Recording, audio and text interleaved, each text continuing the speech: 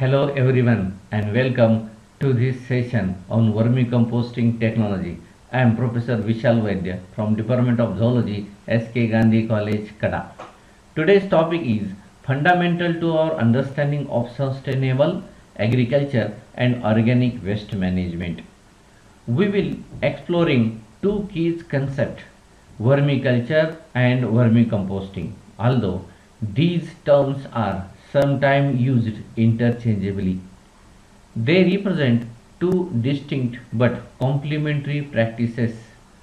Both play crucial roles in creating environmentally friendly solutions for managing organic waste and enriching soil fertility. Let's start by considering the humble earthworm, often referred to as nature's flow. For thousands of years, earthworms have contributed significantly to maintaining the healthy ecosystem by aerating the soil, breaking down the organic matter and converting it into rich, fertile humus.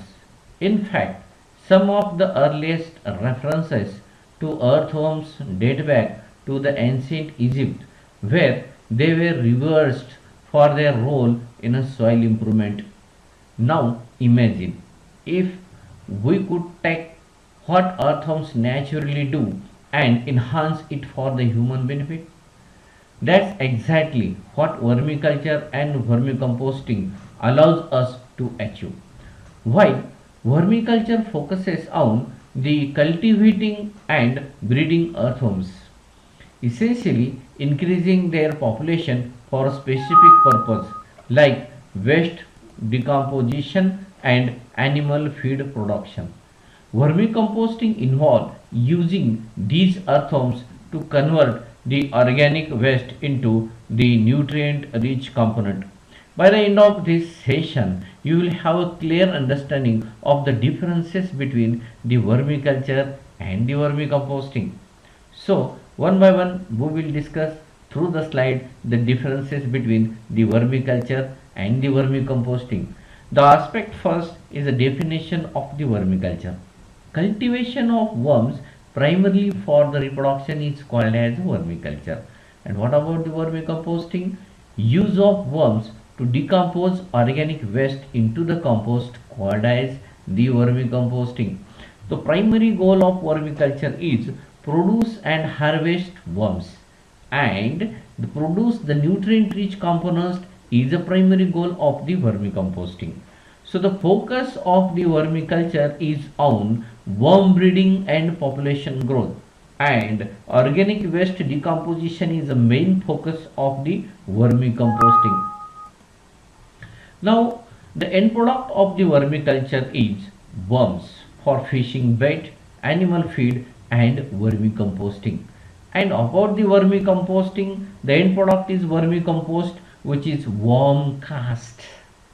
And the material used in the vermiculture is high quality breeding material and controlled feed. But in the vermicompost, the organic waste such as food scraps and garden waste used as a material. The management required for the vermiculture is careful management of worm environment, but in the vermicomposting focusing on maintaining condition for the optimal composting.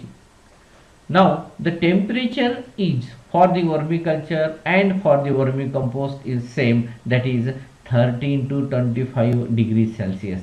Moisture content also comparatively same in the vermiculture and vermicomposting, that is the 70 to 90% of the high moisture content. The aeration ensures proper aeration for worm health in the vermiculture, and in vermicomposting ensures proper aeration for decomposition process is necessary. The startup cost for the vermiculture is high initial cost, that is purchase of worm as well as the bedding material, but in the vermicomposting the moderate cost mainly for setup and the worms. Now the next aspect for the differences of the vermiculture and vermicomposting is space requirement. Typically, smaller but more controlled space is necessary in the vermiculture, but varies depend on scale of the composting is in the vermicomposting. The odor control is a main aspect of the vermiculture and composting. Less odor if properly managed in both in vermiculture as well as in vermicomposting. The maintenance of the those two, regular monitoring and feeding of worm is necessary in the vermiculture, but regular addition of the organic waste monitoring is important in the vermicompost. Now, the next aspect is environmental impact. Contribute to sustainable agriculture is that vermiculture, but reduce the landfill waste, produce a compost is in vermicomposting. Now, the expertise needed is required knowledge of worm breeding techniques in the vermiculture, but the basic knowledge of the composting principle is important in the vermicomposting.